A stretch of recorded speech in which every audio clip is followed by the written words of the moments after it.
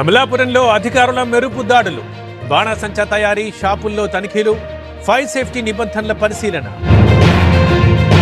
Narsingi drugs కేసులో పోలీసుల దర్యాప్తు, 2 నిందితుల అరెస్ట్, పరారీలో మరో 5.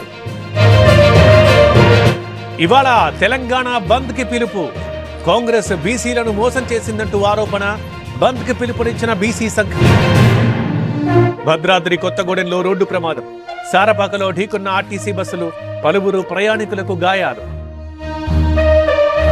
ఇవాళ ఏపీ కేబినెట్ భేటీ, ఉదయం 10:30కి సమావేశం. పెట్టుబడులకు ఆమోదం తెలపనున్న కేబినెట్. నెల్లూరు జిల్లాలో ఇవాళ చంద్రబాబు పర్యటన.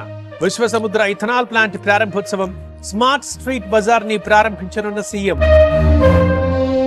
తెలంగాణలో స్థానిక ఎన్నికల నోటిఫికేషన్ రద్దు. గెజెట్ జారీ చేసిన ఎన్నికల సంఘం హైకోర్టు ఆదేశాలతో నిలిపివేస్తున్నట్లు వెల్లడి.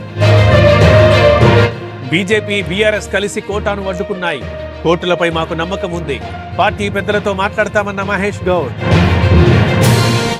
హైకోర్టు నిర్ణయానికి ప్రభుత్వానిదే బాధ్యత. రాజకీయ లబ్ధి కోసమే తొందరపడి జీవో. కాంగ్రెస్ కి రామచంద్రరావు కౌంటర్. జీవో 9 పై స్టే తర్వాత బండి ఆసక్తికర ట్వీట్.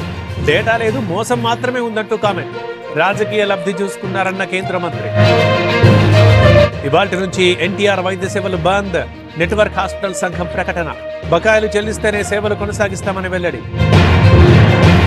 ఇందిరమ్మ ఇళ్ల లబ్ధిదారుల ఖాతాల్లో గందరగోళం. కొందరి ఖాతాల్లో అదనంగా 1,00,000 జమ. నగదు రికవరీ కోసం అధికారుల చర్యలు. పై బీజేపీలో కీలక పరిణామం. బొంతు రామ్మోహన్ పేరు ప్రతిపాదించిన అరవింద్ తాను కాంగ్రెస్ లోనే కొనసాగుతానన్న నేత. హైదరాబాద్ లో ఈగల్ టీం భారీ ఆపరేషన్. జీడిమెట్టలో 72 కోట్ల రూపాయల విలువైన డ్రగ్స్ సీజ్. పోలీసుల అదుపులో 4. పెద్దపల్లి జిల్లాలో క్షుద్ర పూజల కలకలం. సుల్తానాబాద్ ఎస్ఆర్ఎస్పీ ఆఫీస్ దగ్గర పూజలు, భయాందోళనలో స్థానికులు. ప్రకాశం జిల్లా బిట్రగుంటలో అగ్ని ప్రమాదం. ఓ పొగాకు కంపెనీలో చెలరేగిన మంటలు. అదుపు చేస్తున్న fire team. Cold reef syrup death కేసులో ముందడుగు. శ్రీశాన్ ఫార్మా యజమాని రంగనాథన్ అరెస్ట్. నాగ్పూర్ నుంచి చిన్వారా తరలించిన పోలీసులు. ఢిల్లీలో యమునా బ్రిడ్జ్ పై ప్రమాదం. అతి వేగంతో ముందు వాహనాన్ని ఢీకొన్న కారు.